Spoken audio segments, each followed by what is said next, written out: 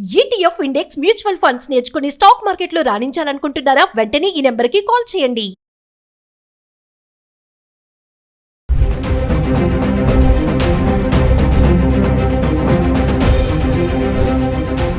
నమస్తే, welcome back to Suman TV. Present మనతో పాటు ఉన్నారు అనలిస్ట్ మందరి కృష్ణారెడ్డి గారు. నమస్తే సార్. నమస్తే అమ్మ. సార్, బంగారం ధరల గురించి మాట్లాడుకుంటే మనం పెరిగినప్పటి నుంచి మాట్లాడుతున్నాం, తగ్గాక మళ్ళీ పెరిగాయి, మళ్ళీ తగ్గాయి. అంటే ఎలాగ ఇప్పుడు పెళ్ళిళ్ళ సీజన్ వస్తుంది కాబట్టి కొంచెం ఈ తగ్గడం అనేది ఏమైనా మహిళలకి ఒక గుడ్ న్యూస్ అనే అనుకోవాలి. అంటే ఇదే ధరలు మనం ప్రీవియస్ మాట్లాడుకున్నాం డిసెంబర్ కల్లా తగ్గుతుందేమో అనేసి. మరి ఇంకొక వారం అయ్యాక డిసెంబర్కి వచ్చేస్తాం మనం. మరి ఇంకా తగ్గుతుంది అంటారా? ఛాన్సెస్ ఉన్నాయా, లేదంటే అమాంతంగా పెరిగే ఛాన్సెస్ ఏమన్నా ఉన్నాయంటారా? బంగారం గురించి దాదాపుగా వారంలో 3 రోజులు మనం మాట్లాడుతూనే ఉన్నాం. బంగారంలో పరిస్థితులు ఖచ్చితంగా ఇదమిద్దంగా ఇదే జరుగుతుందని చెప్పడం చాలా కష్టంతో కూడుకున్న పని. ఎందుకంటే ప్రపంచ పరిస్థితుల్లో ఏ చిన్న మార్పు వచ్చినా దాని ఫలితం బంగారం మీద ఉంటుంది. స్థానికంగా ఉండేటువంటి పన్నుల రేట్లలో తేడాలు వచ్చినా కూడా రేట్లు పెరిగే అవకాశం ఉంది. మనం ఇది కూడా చెప్పుకున్నాం. మనం ఒక ఇండియాలోనే తీసుకున్నట్టయితే ఒక రాష్ట్రం నుంచి ఇంకో రాష్ట్రం తీసుకుంటే, ఒక నగరం నుంచి మరో నగరం తీసుకుంటే కూడా రేట్లు తేడా ఉంటాయి. చివరికి 10,000 రూపాయల డిఫరెన్స్ ఉండేటువంటి పరిస్థితులు కూడా ఇక్కడే ఉన్నాయి. మనం ఒక 100 రూపాయలు 500 రూపాయలు రేటు తగ్గితేనో వెంటనే మనం అయ్యో ఇంత పెరిగిపోయిందని మనం బాధపడుతున్నాం, భయపడుతున్నాం. కానీ ఇక్కడిక్కడలోనే 1000 రూపాయల నుంచి 10,000 రూపాయల దాకా డిఫరెన్స్ ఉండేటువంటి పరిస్థితులు కూడా ఒక్కో రాష్ట్రాన్ని బట్టి, ఒక పరిస్థితిని బట్టి, ముఖ్యంగా పోర్టు దగ్గరగా దానికి ఉండేటువంటి, ఎందుకంటే ఎక్కువగా ఈ వాహనాలు పోర్ట్లోంచి, సీ పోర్ట్లోంచి పెద్ద పెద్ద నౌకల్లో, వీటికన్నిటి కూడా భద్రతతో కూడిన నౌకల్లో వస్తాయి కాబట్టి నౌకాయానం దగ్గరగా ఉండేటువంటి ఏరియాల లోపల సీ పోర్ట్ ఉండే దగ్గరికి కొంచెం రేట్లు తక్కువగా ఉండే అవకాశాలు ఉంటాయని, దానికి దూరంగా ఉండేటువంటి దగ్గర రేట్లు ఎక్కువ ఉంటాయని దానికి ఉదాహరణ కూడా మనం చెప్పుకున్నాం. ఢిల్లీలో చాలా ఎక్కువ రేటు ఉంటుంది. అదే చూస్తే కొచ్చిన్లో చాలా తక్కువ రేటు, మన కేరళలో చాలా తక్కువ రేటు కనబడుతుందని మనం ఇంతకుముందు మాట్లాడుకున్నాం మనం. అయితే ఇప్పుడున్న పరిస్థితుల్లో ఏమవుతుందంటే బాగా తగ్గింది, మళ్ళీ కొంచెం పెరిగింది, మళ్ళీ కొంచెం తగ్గింది. ఈ హెచ్చు తగ్గులు ఇక్కడిక్కడే నాట్యం చేస్తున్నాయి, వస్తూ పోతున్నాయి. 1,20,000 పైనే బంగారం అటు ఇటుగా తిరుగుతూ ఉంది. 1,50,000 పైనే మనకు వెండి కిలో కూడా అటు పైన కింద తిరుగుతూ ఉన్నాయి. ఇప్పుడు దాదాపుగా 1,23,000 దాకా వచ్చినట్టు కనబడుతుంది.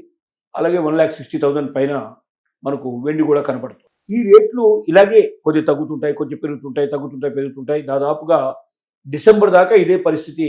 డిసెంబర్ మనకు 30 దాకా, జనవరి 1 వరకు దాదాపు ఇదే పరిస్థితులు నడిచే అవకాశాలు కనబడుతున్నాయి. ఎందుకంటే పెద్ద మార్పులు డాలర్కి సంబంధించినటువంటి విలువలు కూడా దానిలో ఏమాత్రం తగ్గుదల కనబడని పరిస్థితి ఏర్పడుతుంది.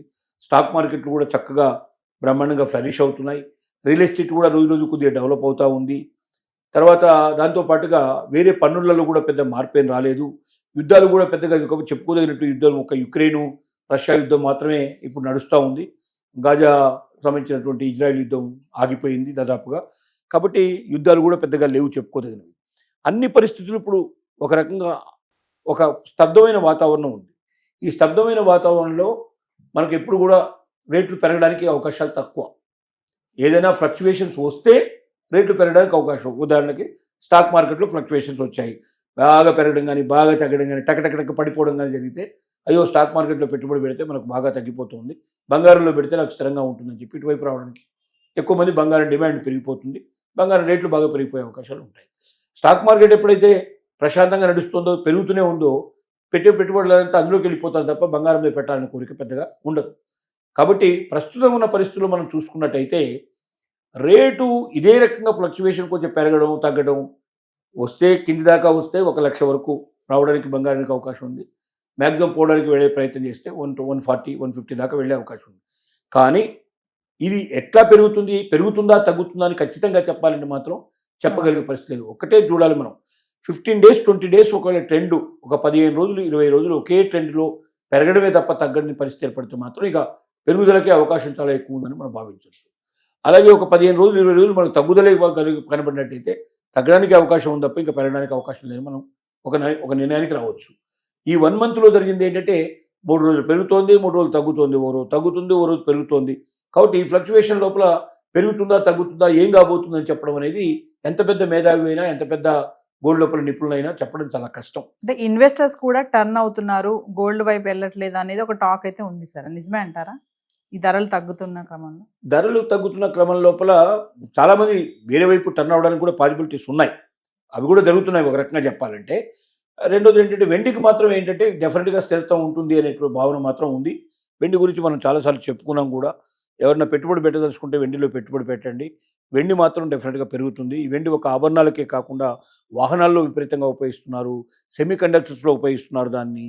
దాంతో పాటుగా మనకు సోలార్ దాంట్లో సిస్టంలో ఉపయోగిస్తున్నారు, ఔషధ పరిశ్రమలో ఉపయోగిస్తున్నారు. ఇలా రకరకాలుగా వెండిని రోజు రోజుకు విస్తరించేటువంటి పరిధి పెరుగుతోంది కాబట్టి మరి దాన్ని ఎక్కువగా మనం తీయడానికి కూడా చాలా కష్టం. రెండోది దీనికి తోడుగా అమెరికా లోపల అతి విలువైన లోహాలు ఏవైతే ఉన్నాయో ఆ లోహాల జాబితాలో వెండిని కూడా చేర్చారు. ఇంతకుముందు అతి విలువైన లోహాల్లో వెండి లేదు. ఇప్పుడు రాగి వెండిని కూడా చేర్చడం వల్ల వీటికి విపరీతమైనటువంటి క్రేజ్ ఏర్పడే అవకాశం, వీటికి వేరే పెట్టుబడులు ఎక్కువ పెట్టడానికి పాసిబిలిటీస్ ఉండేటువంటి పరిస్థితులు కనబడ్డాయి. కాబట్టి వెండి రేటు పెరగడానికి పాసిబిలిటీస్ కనబడుతున్నాయి తప్ప బంగారం రేటు మాత్రం పెరగడానికి అంత స్పష్టంగా మనకు అవకాశాలు కనబడడం లేదు. పెరగకపోవచ్చేమో అనే ఎక్కువ మంది భావిస్తున్నారు.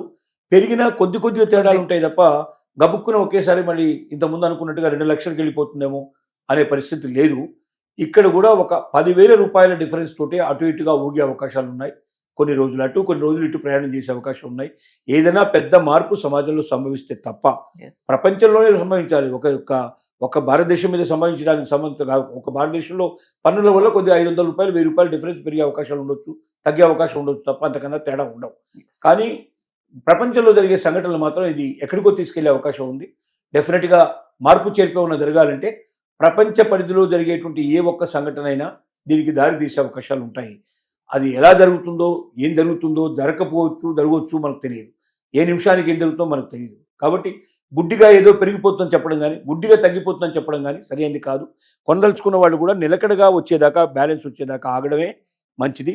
తొందరపడి కొనొద్దని మనం మరొకసారి వాళ్ళకి తెలియజేస్తున్నాం. Thank you.